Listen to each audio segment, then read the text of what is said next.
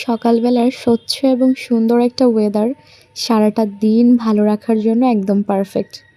ঘুম থেকে আমার মাম্মাকে তুললাম, তুলে তারপর হচ্ছে গিয়ে ফ্রেশ করালাম, ফ্রেশ করিয়ে পাঠিয়ে দিলাম স্কুলে খাওয়া দাওয়া করিয়ে। আর আমি হচ্ছে গিয়ে এই ফাঁকে একটু ফ্রেশ হয়ে নিলাম। জানালার ধারে অনেকক্ষণ দাঁড়িয়ে থাকা এটা হচ্ছে গিয়ে আমার একটা প্রতিদিনকার রুটিন।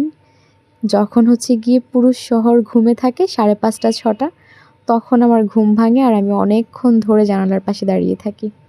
সকালের শীতল বাতাস যখন গায়ে এসে লাগে তখন মনে হয় যে কী সুন্দর অপরূপ সৃষ্টি এই প্রকৃতির। কতটা যে ভালো লাগে, বুক ভরে ভরে নিঃশ্বাস নিতে মন চায়। আর নিজেও অনেক বেশি ফ্রেশ ফিল করি। নিজে ফ্রেশ হওয়ার পাশাপাশি নিজের ঘরটাকে যদি ফ্রেশ না রাখি তাহলে মন মেজাজ একদমই ভালো থাকে না। কারণ অগোছালো কোনো কিছুই আমার ভালো লাগে না। আমি খুব যে গোছালো তেমন বলবো না, কিন্তু একদম বিচ্ছিরিভাবে অগোছালো যদি কোনো কিছু হয়ে থাকে আমার আসলে সত্যি কথা খুবই খারাপ লাগে।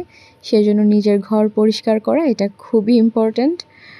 প্রত্যেকটা রুম ক্লিন করাটা আমার একদম সকালবেলা উঠেই করতে হয়। তারপরে হচ্ছে গিয়ে বাদবাকি সব কাজ।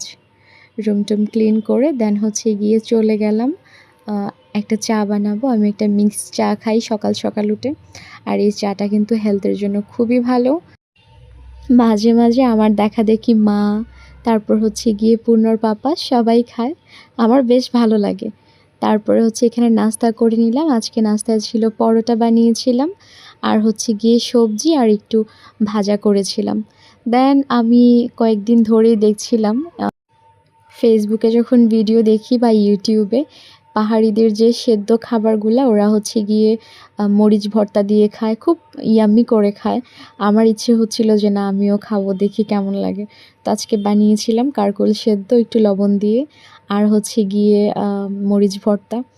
ট্রাস্ট মি, আমার এত ভালো লেগেছে। আগে যখন ওনাদের ভিডিও দেখতাম তখন ভাবতাম যে ওনারা কীভাবে খায়, কিন্তু খাওয়ার পরে বুঝলাম সত্যি কথা বলতে এটা হেলথের জন্য অনেক ভালো, আর খেতেও কিন্তু অনেক মজার ছিল।